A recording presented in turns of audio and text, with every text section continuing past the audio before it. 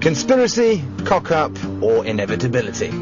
Whatever the reasons, the result was that on the 15th of April, car making at Longbridge ended.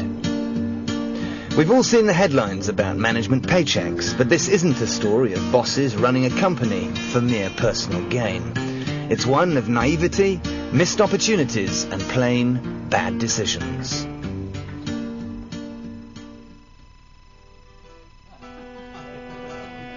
Yet, just before the closure, things had been looking up.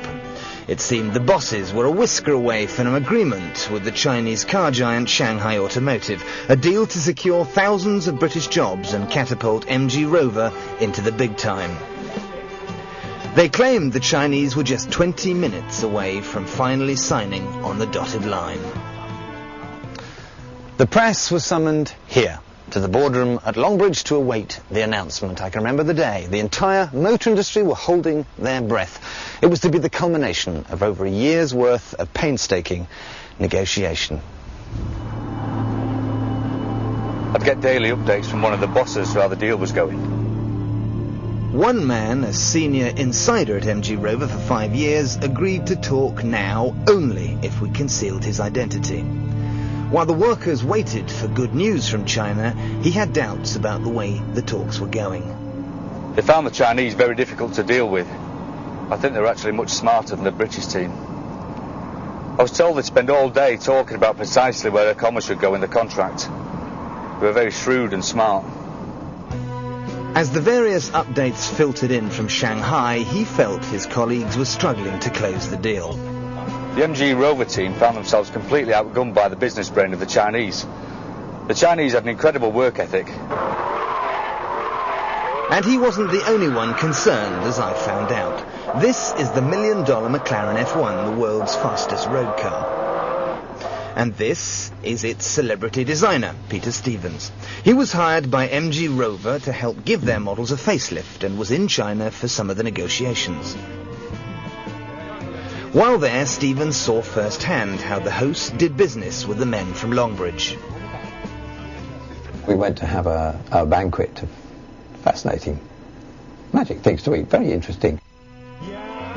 There was a drink called Maltai, which people drink there in a small glass that you can kind of clasp in your hand and throw it back.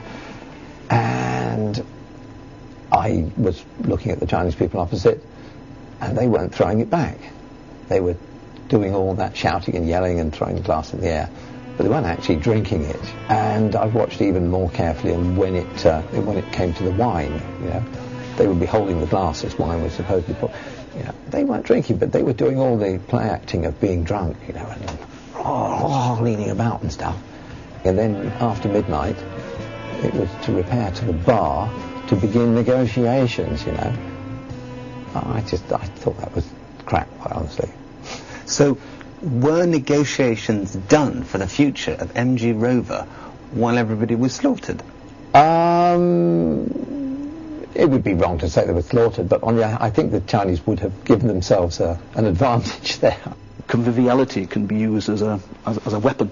You find you're drinking, you're toasting every full stop, every comma, and then to your horror you realise that your hosts are not, by which time you're too far gone.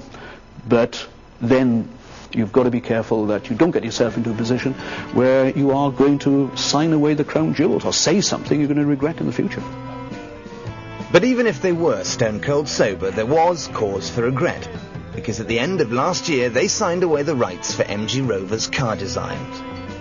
The aim was to get the Chinese to sign a joint venture, pumping £250 million into Longbridge and securing its future. But they apparently sold the Chinese the rights to make Rovers in Shanghai for just £67 million before the main deal had been done. Was that a very, very bad business decision to give that stuff away before you'd even signed the deal?